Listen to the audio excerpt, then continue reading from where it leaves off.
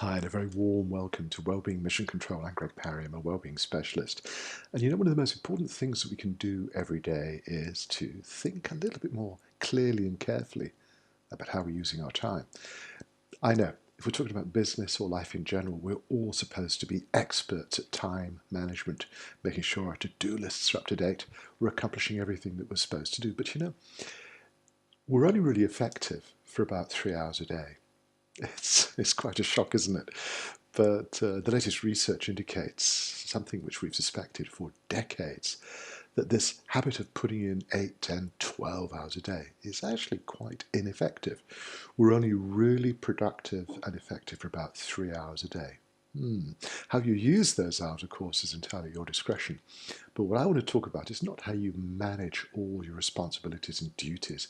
It's about just having a moment, perhaps every hour, to step outside of that particular role that you're playing and just relax. Just take a moment to breathe more deeply, relax your shoulders, unlock the tension in your face and your jaw, and just give your system a chance to catch up and recover.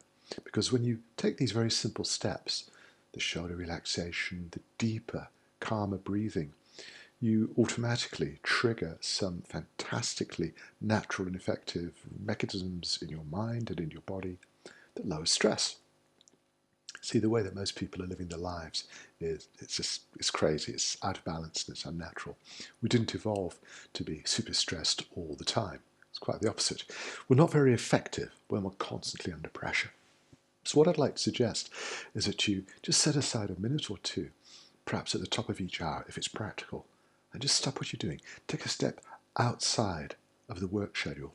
Breathe, relax, just get some focus back in your life, because this little change in perception will help you to evaluate what you're doing with greater clarity, with greater creativity.